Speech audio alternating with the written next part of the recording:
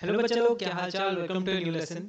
तो आज हम करने वाले हैं बायोमोलिक्यूल्स। ठीक है, वन शॉट लेक्चर होगा, बहुत जल्दी स्पीड अप करके खत्म करेंगे इसको। ठीक है, बायोमोलिक्यूल्स में जनरली जो बायोलॉजी वाले स्टूडेंट है, पीसीबी वाले स्टूडेंट, उनको ना एक एज मिलता है। रीजन इसके वो 11th क्लास में भी इसको अपनी बायोलॉजी में पढ़ के आए हैं। बट जो 12th क्लास में मैथमेटिक्स वाले स्टूडेंट होते हैं, पीसीएम वाले, उनके पास ये प्रिविलेज नहीं होती। ठीक है, वो बायोमोलिक्यूल से पहली बार इंटरेक्शन कर रहे हैं अपना। ठीक है, तो मैं उसी लैंग्वेज में समझाऊंगा। ठीक है, जो कि एक बहुत बेसिक हो, एक पीसीएम वाले स्टूडेंट को भी समझ आ जाए। ठीक है, चलिए नोट्स पे चलते हैं बच्चा। तो नोट्स पे आपको सबसे पहली चीज दिख रही होगी बायोमोलिक्यूल्स का डेफिनेशन क्या होता है। Those chemical substances which form the basis of life, that means ये क्या करते हैं, ये बिल्डअप करते हैं किसको, हमारे लिविंग सिस्टम को, as well as they are responsible for the growth. ठीक है, तो वो सारे केमिकल सब्सटेंसेस जो कि डायरेक्टली और इनडायरेक्टली हमारी ग्रोथ, हमारी फिजियोलॉजी, हमारी बॉडी के लिए काम करे, उन्हें हम बोलते हैं बायोमोलिक्यूल्स। इनमें बच्चा सबसे पहली कैटेगरी हम पढ़ेंगे कार्बोहाइड्रेट्स। ठीक है, जिनको जिम जाने वाले लोग जनरली कार्ब्स कहते हैं। ठीक है, तो कार्बोहाइड्रेट्स जो है वो बेसिकली आपकी बॉडी में एनर्जी देने का काम करता है। ठीक है, एक सेकेंड, चलिए, एनर्जी देने का काम करता है। होते क्या है ये, they are optically active polyhydroxy aldehydes and ketones. Optically active का मतलब प्लेन पोलराइज लाइट का डायरेक्शन रोटेट कर देंगे। ठीक है, अगर आपको नहीं याद 11th का बेसिक्स, तो इसको मेंशन करने की जरूरत नहीं है। ठीक है, बट जिनको 11th में के बेसिक्स याद हैं, ठीक है, स्टीरियो केमिस्ट्री के बेसिक्स याद हैं, उनके लिए ये चीज़ जो है वो अंडरस्टैंडेबल होगी। ठीक है, बाकी कुछ ऐसा खास मेंशन करने की ज़रूरत नहीं है इसमें।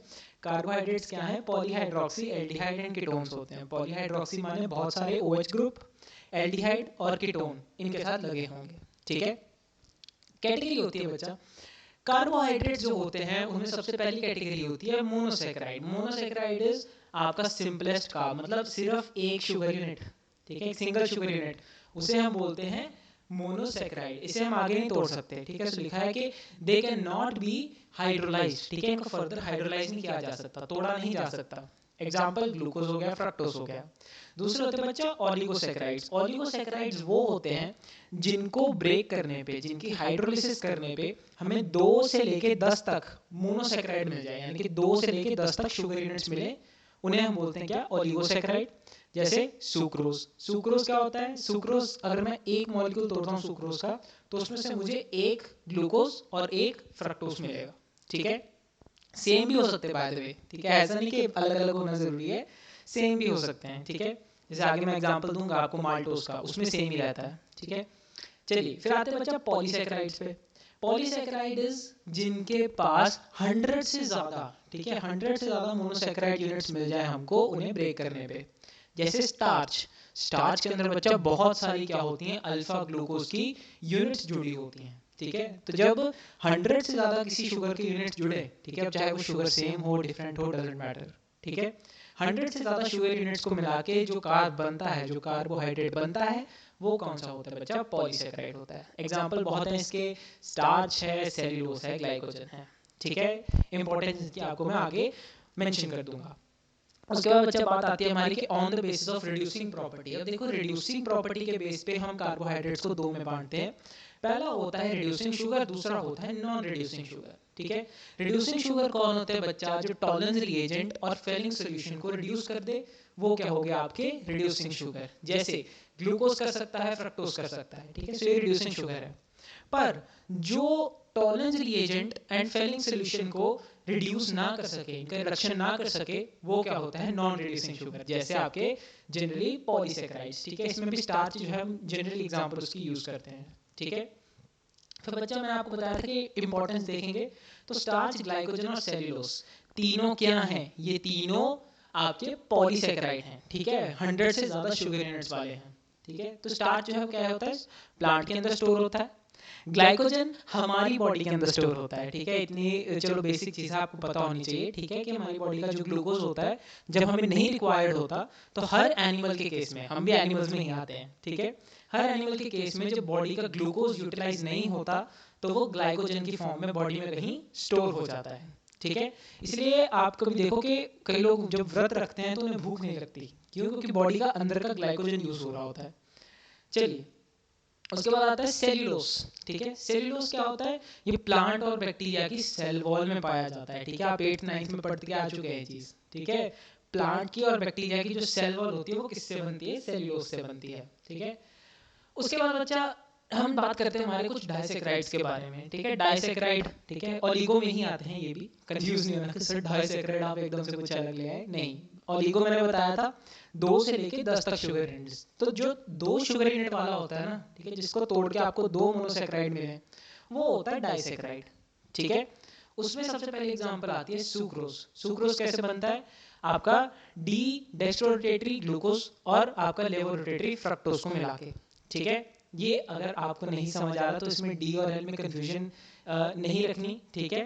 यहाँ पर जो है आपको डी ही करेंगे, ठीक है। ये डी डेक्स्ट्रोरोटेटरी वाला नहीं है, डेक्स्ट्रोरोटेटरी और लेवोरोटेटरी प्लस माइनस से पता लगता है, प्लस है तो डेक्स्ट्रोरोटेटरी, एल सॉरी माइनस है तो लेवोरोटेटरी सॉरी, ठीक है।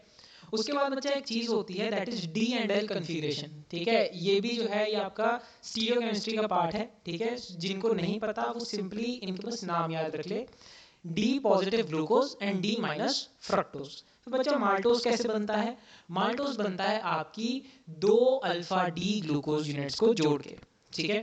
फिर आती है लैक्टोज। लैक्टोज के बारे में बात करें तो लैक्टोज क्या होता है, ये जुड़ता है, ये बनता है आपका बीटा डी ग्लूकोज और बीटा डी गैलेक्टोज को मिला के, ठीक है। सो ये कभी कभार जो है बहुत बेसिक चीज में पूछे जाते हैं, ठीक है। बाकी अगर आप डेक्स्ट्रोरोटेटरी लेवोरोटेटरी के बारे में और जानना चाहते हैं तो मैं आपको बता देता हूँ कि अगर कोई सब्सटेंस प्लेन पोलराइज लाइट को राइट की तरफ मोड़ देता है तो उसे बोला जाता है आपका डेक्स्ट्रोरोटेटरी सब्सटेंस, ठीक है। और अगर वहीं वो लाइट की दिशा को, ठीक है, प्लेन पोलराइज लाइट की दिशा को लेफ्ट की तरफ मोड़ दे तो वो क्या हो जाता है, तो वो हो जाता है आपका लेवोरोटेटरी, ठीक है। चलिए उसके बाद बच्चा अब बड़ी जरूरी चीज पे आ रहे हैं हम, ठीक है। ऑडियो चल रही है, एक सेकंड, ठीक है चल रही है। यस स्कैम मेरे साथ बहुत बार हो चुके हैं, ठीक है। लेक्चर खत्म होने पे आ जाता है ऑडियो नहीं चलती। चलो तो केमिकल प्रॉपर्टीज देखते हैं ग्लूकोज की। बच्चा मैं 4 रिएक्शंस कराऊंगा, ठीक है। बहुत इंपॉर्टेंट रिएक्शन है, डायरेक्टली पेपर के अंदर पूछी जाती है कि अगर ग्लूकोज का रिएक्शन इसके साथ कराओगे तो क्या होगा, ठीक है, इसके साथ करा दिए तो क्या होगा। तो देखो सबसे पहले आपके सामने ग्लूकोज है, इसको जब आप ब्रोमीन वाटर के साथ रिएक्ट कराओगे तो जो इसका एल्डिहाइड ग्रुप है वो कार्बोक्सिलिक में चेंज हो जाएगा, ठीक है, ब्रोमीन वाटर के साथ रिएक्शन कराने पे। यहाँ पर मुझे क्या पता चला कि मेरे पास ग्लूकोज के अंदर प्रेजेंस है एक एल्डिहाइड ग्रुप की, ठीक है, एक एल्डिहाइड ग्रुप प्रेजेंट है। क्योंकि एल्डिहाइड जो है वो क्या करता है, ब्रोमीन वाटर की प्रेजेंस में ऑक्सीडाइज हो जाता है और क्या बन जाता है आपका कार्बोक्सिलिक बन जाता है, ठीक है। तो ये मुझे क्या बना रही है, this reaction confirms the presence of aldehyde group. दूसरी चीज होती है बच्चा आपकी HI के साथ रिएक्शन। अब HI देखो क्या है, HI कैसा है, एक बहुत ही अच्छा रिड्यूसिंग एजेंट होता है, ठीक है। तो वहां पर क्या होगा, जब मैं ग्लूकोज का रिएक्शन कराऊंगा तो ग्लूकोज के अंदर जो 6 के 6 कार्बन है वो स्ट्रेट चेन में खुल जाएंगे, यानी कि it will give rise to n hexane, ठीक है। Now this reaction confirms the presence of straight chain of 6 carbon atom, यानी कि 6 कार्बन एटम की स्ट्रेट चेन को कौन जो है प्रूव कर रहा है, HI वाला रिएक्शन, ठीक है। फिर बच्चा HNO3 वाला रिएक्शन है, ठीक है। HNO3 वाला रिएक्शन है, इसमें क्या होगा, इसमें आपका सैक्रिक एसिड बनता है। देखो ऊपर का जो एल्डिहाइड ग्रुप है, ठीक है, वो भी कार्बोक्सिलिक में चेंज हो गया और नीचे का जो आपका CH2OH है जो कि एक अल्कोहलिक ग्रुप है, ठीक है, वो भी किसमें चेंज हो गया, COOH में। माने टेक्निकली हमने क्या किया यहाँ पे, अगेन ऑक्सीडेशन ही की है। क्या बन गया, सैक्रिक एसिड बन गया। और इस सैक्रिक एसिड से मुझे एक चीज पता लगी कि यार यहाँ पर ना एक प्राइमरी अल्कोहल ग्रुप भी है। प्राइमरी अल्कोहल ग्रुप कौन सा, सर ये CH2OH वाला दिख रहा है, ये प्राइमरी अल्कोहलिक ग्रुप है, ठीक है। ये किसमें कन्वर्ट हुआ, किसमें तब्दील हुआ, COOH कार्बोक्सिलिक में, ठीक है। तो ये मुझे पता चला। उसके बाद आखिरी रिएक्शन होता है बच्चा HCN। ये रिएक्शन जो है ये सिंपली मुझे एक चीज बताता है कि मेरे पास कोई सा तो कार्बोनिल कंपाउंड है, ठीक है। एक्चुअली ये HCN वाला रिएक्शन जो है ये पहले लिखना चाहिए था, ठीक है, क्योंकि यहाँ से मुझे पता चलता है। देखो यहाँ पर क्या होगा, आप इतना मानते हो जब मैं CHO को लिखूंगा तो कैसे लिखूंगा, C double bond O single bond H, ठीक है। तो वो डबल बॉन्ड O से आपने देखा होगा पिछले प्रीवियस चैप्टर्स में हमने ये चीज की थी कि हम जब साइनाइड उसमें ऐड कराते थे तो एक OH लग जाता था और एक क्या रह जाता था आपका CN, ठीक है। तो ये क्या बन जाता था, ग्लूकोज साइनोहाइड्रिन बन जाएगा, ठीक है। साइनाइड इसके साथ एक सिंगल बॉन्ड से जुड़ गया। ये कब होता था, ये सिर्फ उसी केस में पॉसिबल होती थी ये रिएक्शन जब आपके पास या तो एल्डिहाइड हो या तो कीटोन हो, माने नॉट एग्जैक्टली दैट, ठीक है। एल्डिहाइड कीटोन के अलावा भी होते हैं, ठीक है, लेकिन आपका जो चीज जरूरी वहां पर होनी चाहिए that is your carbonyl group, ठीक है। कार्बोनिल ग्रुप होना चाहिए। कार्बोनिल ग्रुप माने C डबल बॉन्ड O, आगे पीछे कुछ भी लगाओ, ठीक है, C डबल बॉन्ड O होना चाहिए, बात खत्म, ठीक है। तो यहाँ से हमें पता चला कि this reaction confirms the presence of carbonyl group, okay. चलिए भाई, उसके बाद हमारी बात आती है नेक्स्ट हमारे स्टार्च के ऊपर। देखो स्टार्च के लिए एक बहुत इंपॉर्टेंट क्वेश्चन होता है, ठीक है, कि स्टार्च के कंपोनेंट्स क्या हैं। तो पहले बता दूं, जैसा हमने पढ़ा कि ये अल्फा ग्लूकोज का ही एक क्या है, आपका पॉलीमर है, ठीक है। पॉलीमर माने छोटी छोटी अल्फा यूनिट्स, अल्फा ग्लूकोज की यूनिट्स को जोड़ के बना एक बड़ा स्ट्रक्चर। जैसे आपके घर पे दीवार होती है तो उसमें छोटी छोटी ईंटें लगती हैं, फिर वो पूरी दीवार होती है, ठीक है। तो वो पूरी दीवार पॉलीमर है, और वो जो आपने एक एक करके ईंट लगा रखी है वहां पे, वो मोनोमर है, ठीक है। तो इसका मोनोमर कौन हुआ स्टार्च का, अल्फा डी ग्लूकोज हो गया, ठीक है, बहुत बढ़िया।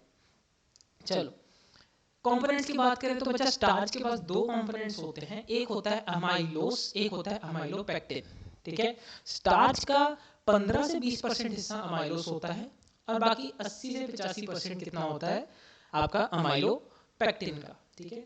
जो अमाइलोस होता है वो वाटर सॉल्युबल होता है एंड लीनियर स्ट्रक्चर होता है, जबकि अमाइलोपेक्टिन एक वाटर इनसॉल्युबल स्ट्रक्चर और ब्रांच्ड होता है, ठीक। फिर बच्चा बात आती है हमारी प्रोटीन्स के ऊपर। प्रोटीन का बेसिक यूनिट कौन होगा, देखो जैसे मैं बोल रहा हूँ कि प्रोटीन अगर एक पॉलीमर है, बड़ा स्ट्रक्चर है, तो उसको छोटी छोटी यूनिट्स कौन बनाती हैं, उसकी छोटी छोटी यूनिट जो जुड़ती हैं that are alpha amino acid, ठीक है। तो ये एक पॉलीमर होगा जिसका मोनोमर कौन है, अल्फा अमीनो एसिड, ठीक है। दो या उससे ज्यादा अल्फा अमीनो एसिड कैसे जुड़ेंगे, पेप्टाइड बॉन्ड से जुड़ेंगे और क्या बना देंगे, एक पूरा प्रोटीन बना देंगे, ठीक। अल्फा अमीनो एसिड दिखता कैसे है, आपको यहाँ पर दिख रहा होगा, ठीक है। सेंटर में क्या है, कार्बन है। कार्बन की एक तरफ कार्बोक्सिलिक ग्रुप, ऊपर एल्काइल ग्रुप, इधर NH2 और नीचे hydrogen. This is the structure of आपका अल्फा अमीनो एसिड। और बच्चा एक चीज यहाँ पर नोटिस करना, नोटिस करने वाली चीज है कि यहाँ पर जो आपको अल्फा अमीनो एसिड दिख रहा है ये कायरल नेचर का है। मुझे कैसे पता चला, सेंटर वाला कार्बन देखो चारों अलग अलग ग्रुप से जुड़ा हुआ है, यानी कि सेंटर वाला कार्बन कैसा है, कायरल कार्बन है, ठीक है। पेप्टाइड बॉन्ड कैसे जुड़ेगा बच्चा, मान लो ये alpha alpha amino acid alpha amino acid alpha amino acid आगे से आगे जुड़ रखे हैं, ठीक है, आगे से आगे बैठे हुए हैं। तो ये जो कार्बोक्सिलिक वाली साइड दिख रही है COOH, इसमें से OH जाएगा, ठीक है। और ये जो NH2 वाली साइड है अगले अमीनो एसिड की, ठीक है, अगले मॉलिक्यूल की जो NH2 वाली साइड है, वहां से एक हाइड्रोजन चला जाएगा, वाटर रिमूव हो गया बीच में से, तो ये क्या बन जाएगा CO, और दूसरे वाले में क्या आ जाएगा NH। वाटर के लॉस से यहाँ पर जो बॉन्ड बना वो होगा बच्चा पेप्टाइड बॉन्ड, ठीक है। वो क्या होगा आपका पेप्टाइड बॉन्ड होगा। उसके बाद अगली चीज आती है आपके अमीनो एसिड्स के बीच में डिफरेंशिएशन। तो दो तरीके के होते हैं, एक एसेंशियल और एक नॉन एसेंशियल, ठीक है। एसेंशियल देखो यहाँ से एक ना बड़ी अच्छी चीज समझो कि हमारी ह्यूमन नेचर ऐसी है, ठीक है, वहीं से एग्जांपल उठाएंगे हम। हमारी ह्यूमन नेचर ऐसी है कि जो चीज हमारे पास है, ठीक है, हम उसे वैल्यू नहीं करते, ठीक है, हम उसे नॉन एसेंशियल मानते हैं। बट जो चीज हमारे पास नहीं है उसे हम एसेंशियल मान लेते हैं, ठीक है, उसकी वैल्यू बहुत करते हैं। तो यहाँ पर भी वही चीज हो रही है।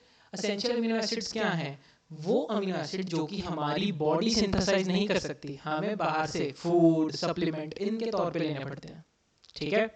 पर नॉन एसेंशियल कौन से होंगे, नॉन एसेंशियल अमीनो एसिड्स वो होंगे जो कि हमारी बॉडी में ऑलरेडी बन रहे हैं, ठीक है। जैसे एसेंशियल में सबसे बेस्ट एग्जांपल होता है वेलिन का। आप में से जितने भी लोग जिम जाते हैं, ठीक है, प्रोटीन पाउडर का कंजप्शन करते हैं, उनकी बैक साइड पे पूरा ना अमीनो एसिड का एक होता है, ठीक है, सभी अमीनो एसिड्स लिख रखे जिन्हें कि अमीनो प्रोफाइल कहते हैं, ठीक है। तो वहां पर आप देखना वेलिन, एस्पार्टिक एसिड ये सब मेंशन होंगे, ठीक है, मीथियोनिन, ठीक है, उसके बाद ग्लूटामिक एसिड भी मेंशन होगा, ठीक है। तो ये सारा कुछ होता है वहां पे, ठीक है। तो वेलिन क्या है आपका एसेंशियल, माने आपको बाहर से लेना पड़ेगा। और आपकी बॉडी में कौन से बनते हैं, एलेनिन बनता है, एस्पार्टिक एसिड बनता है, ठीक है, ये सब बनते हैं। फिर बच्चा एक और तरीका होता है, जो आपके प्रोटीन होते हैं वो तो हमने अमीनो एसिड का डिफरेंशिएशन देखा, अब हम प्रोटीन पे आ रहे हैं, ठीक है। दो तरीके से डिफरेंशिएट करूंगा। पहला होता है आपका फाइब्रस प्रोटीन और दूसरा होता है ग्लोबुलर प्रोटीन, ठीक है। प्रोटीन की दो टाइप, फाइब्रस और ग्लोबुलर। फाइब्रस कौन, जो धागे की तरह दिखता होगा, थ्रेड लाइक होगा, और ग्लोबुलर, ग्लोबुलर से आप मतलब समझते हैं स्फेरिकल, राउंड, ठीक है। तो इसका एग्जांपल क्या है फाइब्रस का, केराटिन, ठीक है, केराटिन जो हमारे बालों में होता है, ठीक है, एंड मायोसिन। दूसरा होता है आपका ग्लोबुलर प्रोटीन, जिसकी एग्जांपल आपकी क्या हो गई, इंसुलिन एंड एल्ब्यूमिन, ठीक है। इंसुलिन जो है वो एक प्रोटीन है, ठीक है। आपको मैं बता दूं, नॉन मेडिकल वाले जो बच्चे हैं, ठीक है, जो पीसीएम वाले बच्चे हैं, मैं बता देता हूँ कि हॉर्मोन्स आर प्रोटीन्स, ठीक है, हॉर्मोन्स प्रोटीन्स होते हैं, ठीक है। तो इंसुलिन क्या होगा यहाँ पे, ग्लोबुलर प्रोटीन का ही एक टाइप होगा। चलिए, उसके बाद में स्ट्रक्चर के बेसिस पे देखें तो आपके पास चार होता है, primary, secondary, tertiary and quaternary. Primary बहुत सिंपल स्ट्रक्चर होता है, थोड़ी कॉम्प्लेक्सिटी बढ़ाओ सेकेंडरी बन जाएगा, और थोड़ी कॉम्प्लेक्सिटी बढ़ी टर्शियरी बन जाएगा, ठीक है। और टर्शियरी जब चार मिल जाएंगे तो वो क्वाटरनरी बन जाएगा, ठीक है। तो ये आगे से आगे जैसे जैसे स्ट्रक्चर कॉम्प्लेक्स होता रहेगा, कॉइलिंग होती रहेगी, वैसे वैसे स्ट्रक्चर आगे बढ़ते जाएंगे, ठीक है। प्राइमरी से सेकेंडरी, सेकेंडरी से टर्शियरी, टर्शियरी से क्वाटरनरी। उसके बाद ये तो था आगे जाने का तरीका। पीछे आने का तरीका होता है डीनेचुरेशन, ठीक है। अब हम पढ़ने वाले बच्चे denaturation of protein. Denaturation of protein में क्या होगा, वहां पर एक चीज होती है कि आपका जो प्रोटीन होता है, ठीक है, जो आपका प्रोटीन होता है, अगर मैं उसको हाई टेम्परेचर या फिर एक एक्सट्रीम पीएच का चेंज दिखा दूं, ठीक है, एक चेंज इन टेम्परेचर बड़ा तगड़ा दे दूं, या फिर कुछ पीएच में मैं ऐसा खतरनाक वाला चेंज कर दूं, तो जो सेकेंडरी और टर्शियरी स्ट्रक्चर्स होते हैं ना, वो प्राइमरी में कन्वर्ट हो जाते हैं। या फिर ऐसा कह लो कि सेकेंडरी और टर्शियरी खत्म हो जाते हैं और प्राइमरी जो है वो रह जाते हैं, ठीक। तो यहाँ ये क्या चीज हुई, ये हुई डीनेचुरेशन ऑफ प्रोटीन। तो देखते हैं कि protein loses its biological activity due to pH change and temperature change, ठीक है। इसमें क्या होगा, secondary and tertiary structures are change to primary structure. तो बायोलॉजिकल एक्टिविटी उनकी खत्म, जिस काम के लिए वो थे अब वो काम वो नहीं कर पाएंगे। फिर बच्चों बात आती है हमारी एंजाइम्स की। तो एंजाइम्स यहाँ पर हम जनरली अगर मैं बोलूँ तो हमारी बॉडी के अंदर होने वाले जितने भी रिएक्शंस होती हैं, ठीक है, जितनी भी रिएक्शंस होती हैं, आपका एक्सक्रीशन हो गया, ठीक है, आपकी रेस्पिरेशन हो गई, ठीक है, ये सब जो होते हैं इनके अंदर कुछ एंजाइम्स चाहिए होते हैं। जैसे हम किसी रिएक्शन के अंदर कैटलिस्ट डालते हैं ना, बिल्कुल हमारी बॉडी में भी कैटलिस्ट का काम करते हैं, कौन, ये enzymes. So they are very specific to their work, ठीक है, हर काम के लिए अलग एंजाइम होता है हमारे पास। फिर आता है बच्चा विटामिन। अब विटामिन में से क्वेश्चन कैसे आएगा, ये ध्यान से सुन लो। विटामिन में से क्वेश्चन आ सकता है कि किस विटामिन की कमी से क्या क्या हो सकता है, ठीक है। सो जो विटामिन ए होता है, विटामिन ए की कमी की वजह से नाइट ब्लाइंडनेस हो सकती है, B1 की वजह से बेरीबेरी हो सकता है, B12 की वजह से अनीमिया होता है, सी की वजह से, सी की कमी की वजह से स्कर्वी होता है, विटामिन डी की कमी की वजह से रिकेट्स, ई की कमी की वजह से स्किन एंड मस्कुलर वीकनेस होती है। और मजे की बात, बी और सी जो होते हैं विटामिन, सिर्फ ये वाटर सोल्यूबल होते हैं, इनके अलावा जितने हैं बाकी सारे फैट सोल्यूबल। बी और सी को छोड़ के बाकी सारे क्या हैं जी, फैट सोल्यूबल हैं, ठीक है। चलो, उसके बाद अगली बात आती है हमारी न्यूक्लिक एसिड्स के बारे में, ठीक है बच्चा। न्यूक्लिक एसिड बड़ी जरूरी चीज है। आपकी बॉडी में दो टाइप के न्यूक्लिक एसिड होते हैं, एक डीएनए और एक आरएनए। जो हमारे मेजरली हमारे अंदर है दैट इज डीएनए, ठीक है। बायोलॉजी वाले बच्चों को पता है, ठीक है। नॉन मेड वाले बच्चों को मैं बता देता हूँ कि हमारी बॉडी में, एक सेकंड रुकना बच्चों बस, ठीक है। तो जी मैं बात कर रहा था न्यूक्लिक एसिड्स के बारे में। हमारी बॉडी में दो टाइप के न्यूक्लिक एसिड्स होते हैं, ठीक है, एक डीएनए और एक RNA. Deoxyribonucleic acid and ribonucleic acid, ठीक है। दोनों में फर्क जो होता है वो शुगर्स का होता है। जो डीऑक्सीराइबो डीएनए है उसके अंदर डीऑक्सीराइबोस शुगर है, और जो आरएनए है उसके अंदर क्या है, उसके अंदर राइबोस शुगर है। हालांकि दोनों शुगर यूनिट्स जो होती हैं वो आपकी पेंटोस कैटेगरी में आती हैं, ठीक है। पेंटोस कैटेगरी में माने ऐसा स्ट्रक्चर होगा उनका, ठीक है, ये ऐसा स्ट्रक्चर है, ठीक है। चलिए, जिनको नहीं मालूम, ठीक है, जैसे मैं बता रहा था पीसीएम वाले स्टूडेंट्स जो हैं उनको नहीं पता, हमारी बॉडी में डीएनए से आरएनए बनता है और आरएनए से प्रोटीन्स बनते हैं, ठीक है। DNA to RNA, RNA to proteins, ठीक है। तो एक कह लो कि साइकिल चलता है हमारी बॉडी में। तो हमारी बॉडी में डीएनए भी है और आरएनए भी है, बट प्रीडोमिनेटली क्या है, प्रीडोमिनेटली डीएनए इज देयर। चलो भाई, उसके बाद न्यूक्लिक एसिड जो होते हैं असल में उनका बेस यूनिट क्या होता है, मैं टर्म यूज कर रहा हूँ बेस यूनिट। बेस यूनिट का वही मतलब हो गया जी कि मोनोमर क्या है। न्यूक्लिक एसिड क्या होता है, बहुत लंबा सा स्ट्रक्चर होता है, ठीक है। डीएनए की लेंथ बताऊँ ना 2.2 मीटर होती है, ठीक है। बड़ी जबरदस्त चीज है ये, 2.2 मीटर एक डीएनए की लेंथ होती है। तो सोचो ये तो बहुत बड़ा स्ट्रक्चर हो गया, इसका मोनोमर क्या होगा, ठीक है। अगर ये पॉलीमर है तो इसका मोनोमर क्या होगा। इसका मोनोमर होता है बच्चा न्यूक्लियोटाइड। न्यूक्लियोटाइड में क्या होता है, न्यूक्लियोटाइड इस आपका पेंटोस शुगर आ गया, ठीक है। पेंटोस शुगर आ गया, उसके बाद आपका फॉस्फेट ग्रुप जुड़ गया और साथ में आपका नाइट्रोजनस बेस लग गया, ठीक है। इस पूरे को बोलते हैं न्यूक्लियोटाइड। न्यूक्लियोटाइड बना कैसे होगा, एक पेंटोस शुगर लिया आपने, ठीक है। देखो यहाँ पे एक पेंटोस शुगर ली, उसके साथ अभी नाइट्रोजनस बेस को जोड़ा, pentose sugar plus nitrogenous base ये मिलके बनाता है न्यूक्लियोसाइड। और जब इस न्यूक्लियोसाइड के अंदर फॉस्फेट ग्रुप लग जाता है तो ये बन जाता है न्यूक्लियोटाइड, ठीक है। तभी क्या बन जाएगा, न्यूक्लियोटाइड। ओके, चलिए जी, बहुत बढ़िया। उसके बाद सर ये जो नाइट्रोजनस बेसिस हैं, ये नाइट्रोजनस बेसिस कौन से हो सकते हैं, तो भाई 4 बता रहा हूँ, ठीक है। एक्चुअली 5 बताऊंगा, 4 सुनो पहले। Adenine, guanine, thymine, cytosine. कहाँ पर होंगे ये, डीएनए में होंगे। भाई डीएनए और आरएनए में एक चीज का फर्क है, वो ये है कि डीएनए के अंदर थायमीन नहीं होता, उसकी जगह क्या होता है, यूरेसिल होता है, ठीक है। उसकी जगह क्या होता है, यूरेसिल होता है। इसलिए थायमीन का दूसरा नाम भी 5 मेथाइल यूरेसिल होता है, बाय द वे, ठीक है। मैं बता देता हूँ डीएनए जो होता है उसके अंदर कौन कौन होंगे, एडेनिन, गुआनिन, थायमीन, साइटोसिन, ठीक है। और आरएनए के अंदर एडेनिन होगा, गुआनिन होगा, साइटोसिन होगा, लेकिन थायमीन की जगह पे वी हैव यूरेसिल, ठीक। चलिए, उसके बाद अच्छा एडेनिन और गुआनिन जो होते हैं नाइट्रोजनस बेसिस ना 2 टाइप के होते हैं, एक होते हैं प्यूरिन्स और एक होते हैं पिरिमिडीन्स, ठीक है। तो जो आपके एडेनिन और गुआनिन होते हैं, ठीक है, ये प्यूरिन्स होते हैं। और थायमीन, साइटोसिन और यूरेसिल ये 3 जो होते हैं ये आपके पिरिमिडीन होते हैं, ठीक है। थायमीन और यूरेसिल में जो है इंटर कन्वर्जन चलता रहता है डिपेंडिंग अपॉन कि हम डीएनए में है या आरएनए में है, ठीक है। ये चीज़ जो है ज़्यादा डिटेल में हम उनको कराते हैं जो कि बायोलॉजी में हो, ठीक है। आपको केमिस्ट्री में अभी इतने लेवल तक पढ़ने की ज़रूरत नहीं है, ठीक है। तो आपके थायमीन, यूरेसिल और साइटोसिन किस में आएंगे, पिरिमिडीन्स में।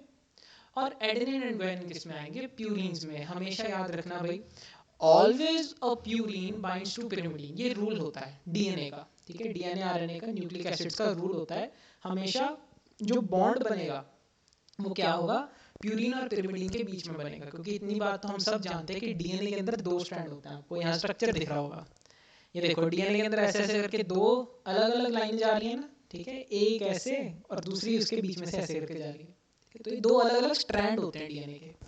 ये दोनों आपस में जुड़ते हैं, बाइंड करते हैं, ठीक है। किस बॉन्ड की मदद से, हाइड्रोजन बॉन्ड्स की मदद से। ये भी क्वेश्चन बन सकता है, ठीक है। हाइड्रोजन बॉन्ड्स की मदद से जुड़ते हैं, यहाँ पर मैं मेंशन करना भूल गया, ठीक है। हाइड्रोजन बॉन्ड्स की मदद से वो क्या करेंगे, जुड़ेंगे, ठीक है। तो यहाँ पर हमारी बात क्या हुई, नाइट्रोजनस बेसिस के बारे में, ठीक है। Always a purine binds to pyrimidine. पर सर कौन सा प्यूरिन कौन से पिरिमिडीन के साथ बाइंड करता है, ये भी तो बात है। देखो एडेनिन हमेशा बाइंड करेगा थायमीन या फिर यूरेसिल के साथ, डिपेंडिंग अपॉन कि हमारे पास क्या है, ठीक है। अगर मान लो मेरे पास डीएनए है तो एडेनिन थायमीन के साथ बाइंड करता है, और अगर आरएनए तो एडेनिन यूरेसिल के साथ बाइंड करेगा, ठीक है। और जो ग्वानिन है वो हमेशा और हमेशा किसके साथ बाइंड करता है, साइटोसिन के साथ, ठीक। So always a purine binds to a pyrimidine, a adenine always binds to thymine और uracil, and guanine always binds to cytosine, ठीक है। फर्क समझ आया। फिर आती है बात हमारी डीएनए में और आरएनए में डिफरेंस की। तो सबसे पहला डिफरेंस इज शुगर्स का। जो मेन शुगर होती है डीएनए के अंदर, base sugar, that is your deoxyribose, और आरएनए के अंदर होती है राइबोस। दूसरा फर्क आता है नाइट्रोजनस बेसिस का। तो adenine, guanine, thymine, cytosine DNA में होते हैं, और आरएनए में क्या होता है, adenine, guanine, uracil and cytosine, ठीक। डीएनए डबल हेलिक्स होता है, ठीक है। डीएनए का डबल हेलिकल स्ट्रक्चर होता है। हेलिक्स का सिंपल सा मतलब आपको अगर समझना हो तो, आप कभी किसी बर्थडे पार्टी में अगर गए हो तो आपने देखा होगा वो ना बैलून के नीचे डेकोरेशन के लिए ना कोई चीज लगाते हैं जो कि ना ऐसे ऐसे करके वो रिबन घूमता है ना, वो रिबन ऐसे करके घूमा होता है ना, तो उसको हेलिक्स बोलते हैं। ऐसे ही एक हेलिक्स में दूसरा हेलिक्स फंसा दो, वो डीएनए का स्ट्रक्चर बन जाता है, तो इसे हम बोलते हैं डबल हेलिक्स। और आरएनए कैसा है, सिंगल है, तो सिंगल हेलिक्स बोल देते हैं। ठीक, उसके बाद अगली प्रॉपर्टी है कि डीएनए रेप्लिकेट कर सकता है। रेप्लिकेशन का मतलब बच्चों मैं समझाता हूँ आपको।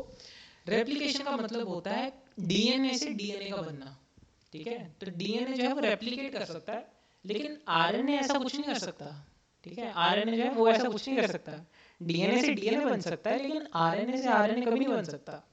ठीक, बाकी ये आपका पूरा चैप्टर खत्म होता है। ठीक है, नेक्स्ट लेक्चर में आपसे मुलाकात होगी। चलिए मिलते हैं।